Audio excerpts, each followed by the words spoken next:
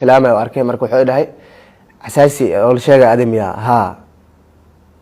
وحود هرتوا كوهم بلينا ما دام أو جولس لاعب كون أحسن سومالي لكن كم جولس لاعب سومالي كون أحسن كرفنا لوسي وده كرفن تاسني waxaa dhibaato kugu naqanay oo dheh mar alaala mar walba maka hariso dheh dhibaatada had ku saaran way ku heesanay waxaa ka muuqata wajigiisa murugo sida daawade aad ka dheehan karto muuqaalka subxaanallah saaxiibkay ayaa igu yiri karfantaada ayaa lagu siiyay mar aan faraxsanaa saaxiibkay oo igu soo galay meel aan ku jiray aniga ama aan joogay ayaa waxa uu igu yiri aniga oo faraxsan isla mar ahaantaana bilad wata tani ma ahan bilad ee waa karfantaada ayuu igu yiri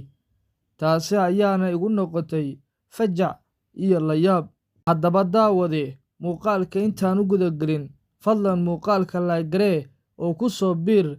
baraheena bulshada YouTube iyo page-keena Facebook ee Ducaysana Media sida aad noola socoto ciyaaryahanka lagu magacaabo Xasan Cabdinuur Geesay Xasaasi oo ka mid ah ciyaartooyda ugu laacibsan Soomaaliya isla mar ahaantaana ku guuleystay guud ahaan ciyaaryahanka ugu laacibsan gudaha dalka Soomaaliya ayaa waxa uu cabasho ballaaran uu ka muujiyay isla mar ahaantaana uu isaga tagay kooxdii gaadiidka ee dhawaan ku guuleysatay koobkii horyaalka dalkeena Soomaaliya waxaana uu ciyaaryahankan sheegay in muddo bilooyin ah ay ka maqnaayeen xuquuqaha uu isaga uu leeyahay ee lacagta bilaha ah waxaana uu sheegay in aysan kooxda iyo dhammaanba maamulka aysan kala hadlin arrinka oo aysan waxba ka dhihin isla mar ahaantaana aysan lacagtiisa siinin balse mar qura ayaa waxaa laga warhelay in ciyaaryahan Xasan Cabdinuur Geesay Xasaasi uu ka tagay kooxda iyadoona lagu shaaciyay bogga rasmiga ah ee kooxda gaadiidka ciyaaryahankan oo murugo ka muuqato isla mar ahaantaana ka niyad jabsan kubadda cagta Soomaaliya ayaa waxa uu sheegay muuqaalkan ila daawade oo uu ku leeyahay mid ka mid ah saaxiibkay ayaa hadda ka hor waxa uu horay ii yiri karfantaada ayaa lagu siiyay ee laguma siinin bilad balse ila milicso muuqaalkan ka hor midaan saaxiibnahay adi saaxiib saas aan mahan adi kora iska naqaane meel baarbiir aan oo joogo